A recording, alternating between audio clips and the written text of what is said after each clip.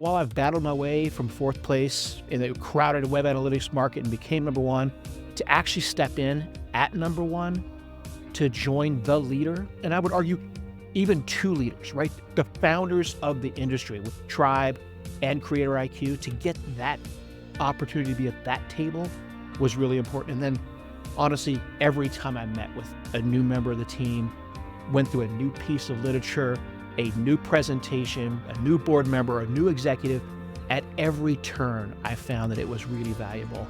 The minute I had my very first interview with one of your board members, I messaged Angie, I said, baby, I found home. All those things lined up for me. Explore the minds and marketing strategies behind today's winning brands and businesses.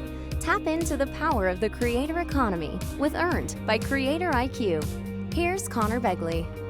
Hi, everyone. Welcome to Earned. Today, we have a very, very special episode. We have Chris Harrington, who just happens to be the new CEO at CreatorIQ. Thank you. Honor. I'm finally on the chair with Conor. I love it. And I am really excited because I think that, one, I think your background is incredibly interesting, and I think we're going to learn a lot from that. I think, two, this is a big moment in CreatorIQ's history, right? I think if you were to look at your track record and what you've done over time, it really mirrors both what we want to do and then even more than that, right? And so excited to dive in. Honored. Let's start at the top. So you met with over 22 different companies before deciding that CreatorIQ was the right fit. And if I've got your wife's text messages right and the emails that you sent to the board, you kind of knew, right? I did. So what was it about this company and about the industry that you felt so kind of drawn to? Yeah, great question. When you're considering a career choice, because we'd taken some time off because of our son. And so when you're considering getting back into it, a couple things you look for, right? You were looking for one, you want to go into an industry that's got some real legs. And in order to do that, there needs to be product market fit. There needs to be a problem that you're solving. And the problem that you're solving today is a problem that is gargantuan. And I would argue brands today, while they're preparing for it, they are not prepared for it.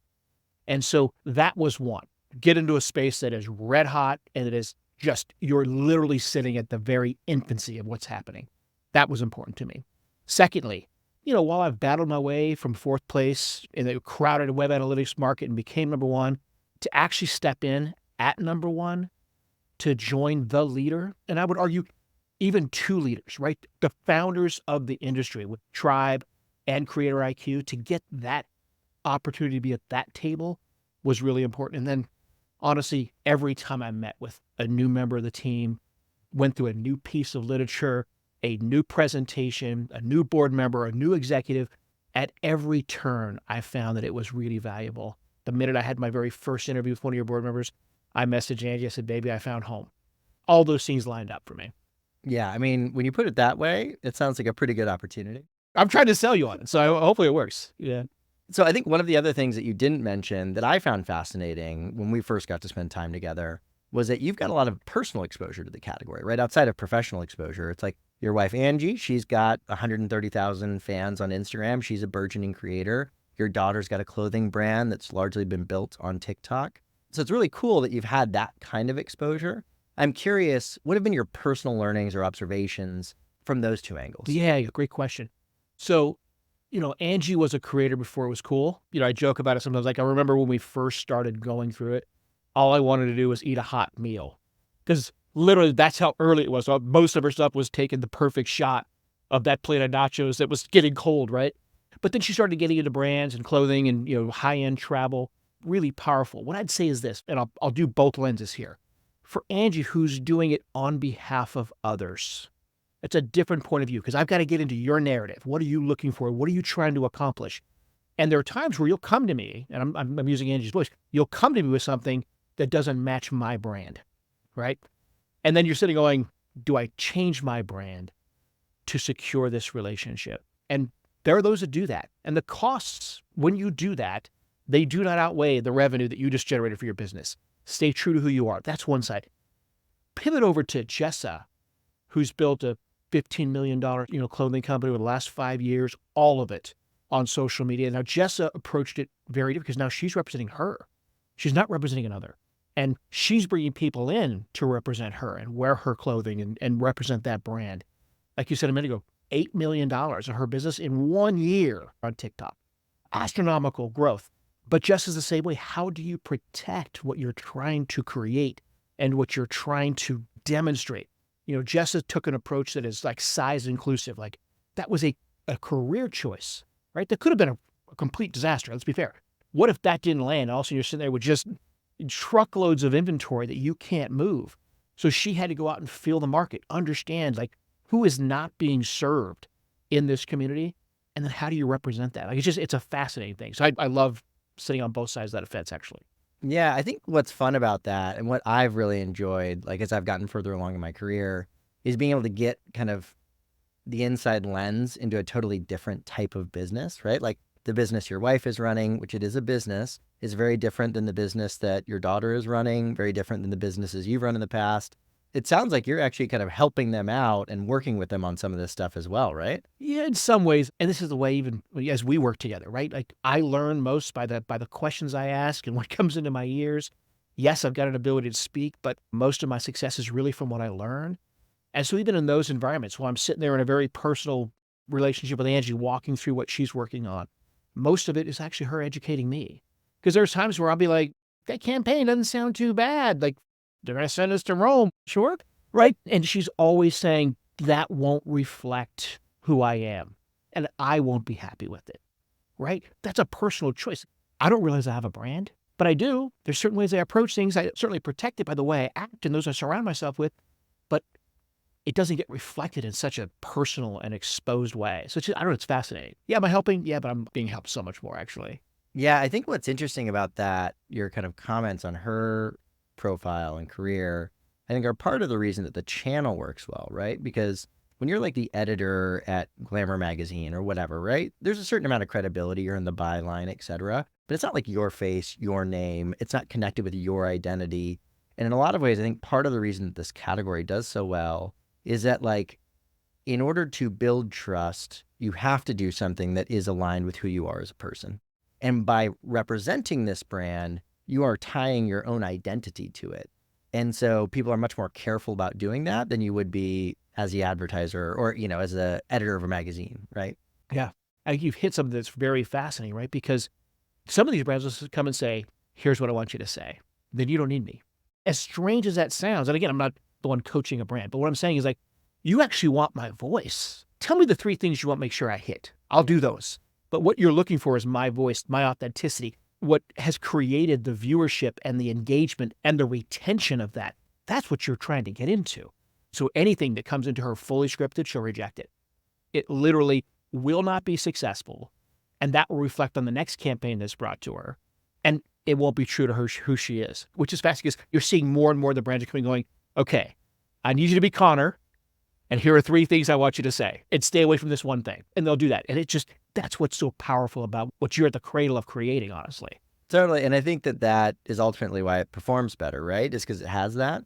And separately, like when we've surveyed the influencers and we asked them, like, what's their biggest pet peeve? Like, that's number 1. It would have to be. Well, let's take a dive into your background, right? And we'll start professional first. And I don't want to miss personal because you've got a pretty crazy personal background too that we got to go through.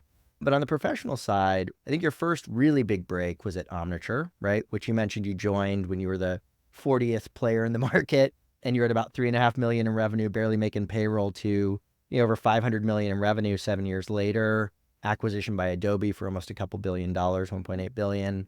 Talk me through that journey. That had to be just an absolutely crazy period of time. So I joined in 2002. Omniture was then 6 years old. I was net employee 38. And this is a harsh way to say that because what I mean by that is they had just laid off over 200 people. The day I joined, we had an incredible local investor that had invested $1 million in us. Those were the $1 million to join, what was to actually make payroll. And as you said, we were at a 40-way tie for 4th place. And you're sitting going, who in the hell joins a 6-year-old company that just laid off 200 employees and just raised $1 million to make payroll, and they're only doing $3.5 million in revenue? Omniture had taken a very different approach to web analytics. Number 1, 2, and 3 were all log file.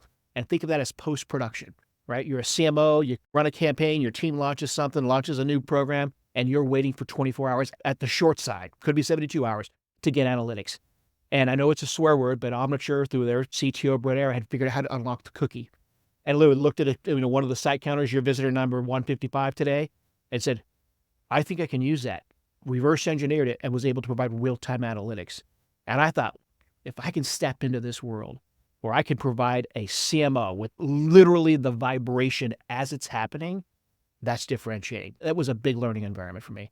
Secondly, metrics continue to drive everything. There was us in Salesforce. There wasn't a lot of SaaS happening at this point. And so one of the things I was worried about is how aggressively can I grow? Now, at 38 employees with $1 million in the bank to just make payroll, you've got to be really selective in the investment that you make. And I knew sales was going to win the game. Like, you had to sell, you had to compete. And so one of the things I worked on real aggressive with my board was a math equation that ended up becoming the foundation of what is today called the magic number. A member of our board of directors, Roy O'Driscoll, who was then at Scale Ventures, he coined the phrase, but it really was like, how do we predictably spend sales and marketing and generate a predictable return on that in terms of sales? So that became the foundation of the business. Third thing I would say that was really fun, when you're in a 40-way tie for fourth place, you are white noise. You don't have an ability to make a difference when you have no ability to create a voice. And so we had to do some very creative things relative to competing. Like, we would go to major events, like industry-wide events, and we'd say, well, we could either pay for a booth, we could pay for this lunch, or why don't we go ahead and do a complete group-wide rock, paper, scissors, and whoever wins gets a free car. We did it many times, right? What we were trying to create was a rhythm where people started to dance to your music. Now remember, we're in a room that's an industry room. All our competitors are doing this. They're trying to win a car too. They were trying to win a car too. That's dope, right? So that was a big piece of it. And the other thing that I really learned is, like, look, your customer's voice and your product vision is critical, but it cannot be the only voice in your product vision. So what I mean by that, we had a really aggressive customer advisory board, but at the end of our annual summit, our annual user conference, our CTO, Brett Air, would get up there and, we would hand mics around and we'd just say, what do you guys want to see? Now, remember, you're sitting in the room with 2,000 to 5,000 people. And you would say, what do you guys want to see in the product? Someone would raise their hand, grab the mic, they would describe what they wanted. And then Brett would say, how many of you want to see that? And it became this voting structure. And they go, 55%. Cool. 80% would raise their hand. And Brett would go, yeah, we're not doing that. Because it would take us off the vision. And I think one of the things that I love about where we're going is being very assertive in declaring where we're going on the vision, the roadmap. So loved it. It was an incredible time. Acquired 5 companies, the first 2 of which were European, because why not make it really difficult on yourself to acquire a company? Someone had listened to an all-hands meeting, an employee of theirs, probably 2004. We hadn't gone public yet. And we had just taken Disney from them. And this was the company meeting of them responding to us taking Disney. Now, when we took Disney, back on the competitive thing, when they woke up the next morning, we had delivered thousands of plush Disney toys to their offices. That's urban warfare at its finest, right? So then they had a company meeting and someone had recorded it and sent it to us. And this CEO said, look, we just lost our biggest account. That will not happen again on our watch. And he goes, and maybe one day we'll do something cute like buy Omniture. That was the last company we acquired. Yeah. And then from there, you jumped to Domo, right? Which was also founded by Josh James as well, same founder as Omniture. Grew it to over 100 million in revenue, took the company public. Obviously, that was during a time where I think it was, raise as much money as you can, spend the money as fast as you could. And I think a lot of the audience will be familiar with Domo for sure. So talk me through that journey. What was that like? How was that different than Omniture? What were some of the learnings from that? So Josh was the co-founder at Omniture. It was also John Pasana, but he was the sole founder of Domo. Josh's investment thesis in Domo was, why do we have all this disparate corporate data? I, as a CEO, am paying for all these services, and I've got to go wait for FP&A for 3 weeks to generate my financials. What is coming out of this is like, why can't I actually generate a workflow product that ingests all this data at scale and can run immediately? Now, his investment thesis was that you could bootstrap it for $50 million or whatever, $700 million in equity later, $200 million in debt. There's a reason that tackling that significant of a scaled problem is cost prohibitive. You're tackling something so immense. You have to literally be all things to every data source. I can't just ingest. I've got to be able to do all of the transformation of that. That's a really complicated thing. What did I learn? We could raise money. I personally led the first 2 rounds and then was part of the executive team running the balance of the rounds. We could raise money. These are big names. This is BlackRock and Benchmark. Like, these are really big players that you're bringing to the table. That wasn't the issue. When you're stepping into a market that has probably the lowest satisfaction rate of any software category, your initial instinct is to go, why wouldn't you go there? Everyone hates their current providers they've been in business with for 20 years, 30 years. Why wouldn't you do that? The category needs to be happy, right? If it's not, that's a problem. The last thing I'd say is, look, staying in front of your strategics, being ever present in front of everybody that is a potential home for you down the road is really important. I think we missed a couple of slingshots we could have had with, like, Salesforce made 2 acquisitions that, somewhere north of $6 billion across those for, I would argue, technology that wasn't as good, but revenue that was better, certainly. Yeah, 100%. So knowing that background, right, that you've seen this journey a couple times from small to very large, which I think at this point we're of good size, but we're not at 500 million, right? And so what do you see as our big challenges and the things that are different that we'll have to do moving forward to get to 2, 3, 5, 10 times the scale that we're at today? Yeah, it's a good question, Conor. I don't think brands understand what's coming for them, right? To say it's a seismic shift, a tsunami, call it whatever, I don't think they know what's coming.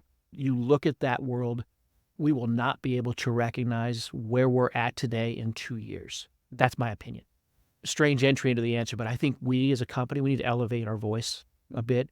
Right now, you are, one would argue, and at least during my consideration process, you're the drumbeat of the industry, like you're the voice and the face, a lot of it, primarily because you've got the voice, you have the expertise. How do we even elevate that, right? How do you step up and communicate the reality of what's coming down the road? I think that's really important. I said it earlier, being able to be very declarative with our vision and where we're taking the product is foundational. Now, I want to bring that energy. I want to elevate that because in the end, I think the whole industry benefits from that as we start to compete. I wouldn't say aggressive, but a little more assertive with how we communicate and how we sell. We have a secret sauce, but in order to maintain that secret sauce, I think we need to escalate into the corners pretty aggressively. I don't know if that answers your question. It does, totally. I got asked one time by an Uber driver, what are your hobbies? I was like, I don't really have any hobbies. What do I have? I was like, well, I really like sports, right? Like football, baseball, watching, playing, etc. I really like games, both like board games, video games, all that kind of stuff. I really like business. Like, I genuinely enjoy it. And what's interesting about all 3 of those is, like, competition kind of runs as a thread through all of them. And for me, business has always been, and this is just for me, I'm not saying it's this way for everybody, but has always been like the most complex, challenging game you could play, right? Because there's infinite options, there's very high stakes, there's infinite players, theoretically. It's interesting to hear you talk about it that way. So the other thing that I think is really interesting about the stage that this industry is at, what generally happens, my understanding of the way that these categories evolve, and you hinted at it a little bit earlier, is new thing happens, a whole bunch of companies get created around that time in a bunch of different ways and shapes and angles. And then that slowly gets whittled down, right, as kind of winners start to emerge. But there are a bunch of different types of players, right? And I think one of the things that I've really valued about kind of our company is that we really interact with almost all the players, right? So we interact with the brands, we interact with the agencies, we interact with the social networks, and we even have most of the creator economy companies as customers. And so I'm curious what your vision is there. How do you see us facilitating greater collaboration across that? Because I think you've got a pretty deep background facilitating it, particularly between the brands and the agencies. And then also there's a whole idea of M&A and partnerships. So talk me through your vision on that. I think we need to be collaborative with them. We need to help support them, be engaged with them in that process, and figure out how to make that ecosystem really, really thrive. The fact that you've got such significant relationships with the platforms, right? Without that, there is no community, there's no influencer, there's nothing, right? Us being able to maintain balance in those relationships, contribute where we can, protect those relationships are foundationally critical. If there's something that can advance our roadmap, if we're looking, we're saying, look, we're going to get to that and it's going to happen in 24 months, or I can bring this technology partner into the family and I can be there tomorrow, that's pretty compelling. So I do see those things playing out as we kind of continue to work together. All right, so enough with the boring business stuff. So let's talk personal history side a little bit. So I thought that your personal history was incredibly inspiring. I think that it's not a journey that most people have been on. So why don't you just tell, just so that people can get to know you, what your life was like growing up, how that contributed to who you are and what you're doing today. I appreciate you saying that. Look, all of us have lived lives and been through experiences, and all those things end up creating who we are as a human. And there are things we either try to expose in terms of our personality or try to control in terms of our personality, but they all happen, right? No matter what, the way you were treated as a child, they impact how you even treat your spouse. Those things they do change you. With that as the backdrop, as a child, you don't get to choose where you're born. I grew up in an environment that was pretty contentious, right? Had a parents divorced right away. I'm an older brother. He's 3 years older than me. And I have an Irish twin, which is basically a brother that's 15 months younger than me. And my mom and dad divorced when she was pregnant with my younger brother. So we were here in LA. We were actually in Los Alamitos, California. They got divorced. And we moved, my mom, my older brother, and myself moved to Arizona. My dad came to visit when my younger brother was born. He asked to take my older brother to Minnesota, and he never came back. So I saw my dad again. The first time I saw him when I was 5. I woke up Christmas morning. We were living in Rock Springs, Wyoming, and he was on the couch when I woke up. Disappeared the next day, and then I spent a couple years in foster care. My mom was an addict, and so we kept kind of outrunning the law. Some of this is harsh, but when Child Protective Services come in to get you, they have to leverage law enforcement to do that. And we had friends in law enforcement that said, "Hey, warning, they're coming tomorrow." And so we did a couple midnight moves where my mom's brothers would come. We'd pack up. And the other thing that's interesting is Child Protective Services is state run. So if you're in Utah, if you can hop over to Arizona, you're safe. So we did that a few times. They ended up catching us in Wyoming. And then my mom had to do some time, go through rehab, dry out. And so during that process, we then were put in foster care. And that foster care was in South Dakota. Ended up with 4 families in foster care, 3 of them with a younger brother. The last one, they actually divided us. So I learned a great deal there. Foster care is a very challenging environment. It's underfunded. It's dramatically overtaxed relative to the humans that are in it, the families that are available. There aren't enough of them. It's a very complicated process. So did all of that, did 18 schools before I ended up in 7th grade. Moved to a very small town in southern Utah, was a graduating class of 38 students. I'm not the smartest guy in the building, and most of those kids had started kindergarten together. Like, that's a very, very small community. Finished all of that up. My father, he was addicted to another part of drugs. He was addicted to the financial aspect of it all. He did 3 felony convictions in the state of California, dealing, distribution, manufacturing. He's out now. My mom's in Alaska. She's got dementia. She's in a home up in Alaska. I was fortunate enough to avoid most of the pitfalls. I didn't get addicted to drugs. I had people that were along the way. They scared the hell out of me and said, "Hey, don't do this. We're going to end up here." With that as a backdrop, one of the things that it did for me is visiting my father in Chino, right here in California, and watching, as powerful as he was in the prison system, he had some significant influence. His world was still so narrow. But I remember sitting there, and I was 18, and I was there for a high school trip, and I went to see him. I remember we were driving back, and I just kept thinking, his options are limited. And I realized that the power of choice is probably the one currency that matters the most in the world, right? So I use that to inform my decisions. I'm not going to do drugs because that is going to limit my choice.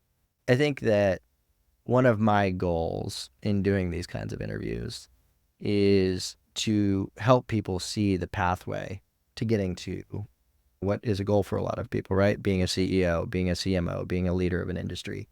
And I think that knowing that not everybody comes from, an Ivy League school and comes from a silver spoon to achieve this kind of success, I think can be incredibly inspiring for people.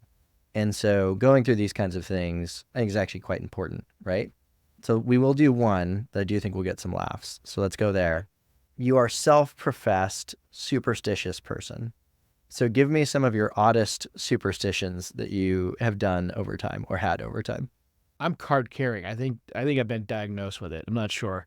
And it's interesting that something significant can happen, and if there's anything odd around it, I'll be like, "Oh, that's a connection," right? Which is very strange. So a couple that I think are most odd. I closed one of the biggest quarters in my life once. And one of the things I had is I had this process where I'd start listening to music at a certain hour, and I'd listen to that as I was continuing to close contracts as a sales leader. And the last deal came in 11:59, and it threw me into dramatic accelerators. And I was just thinking, oh, like, phew, this is not a bad day, right? The song that was playing was the ballad by the dearly beloved Guns N' Roses, and it was Welcome to the Jungle. And for whatever reason, my mind said, this is connected. This is probably 25 some years ago. It was a long time ago. To this day, I will not listen to Welcome to the Jungle unless it's at the very end of a quarter. I've made 3 exceptions. But I did see him live, and I listened to him 3 times, but that's an odd one, right? I've talked about this before. I don't know why. I always put my left sock on first. Always. And I've done it forever. It's odd, but I do it. If I get in bed and I go right under the blankets versus laying on top of the blankets, I believe I will not sleep well. So I always get in bed and lay on top of the blankets and wait, and I pull them up and I go under the blankets. It's weird, bro. I don't know where it comes from. There's no support group to help me. Those are 3 odd things, I think. There's more. We had one, I can't remember what it was, or like the exact song name. I think it's White Christmas. It was the end of the quarter, and like we're cranking, and we'd just closed a big deal. And one of my mentors, a guy named Brent Franson, who's the president of the company, runs over to this woman named Kieran, and I can't remember what we used to call her, but he comes over and like rips her headphone jack out because he's pumped. We just closed some big deal.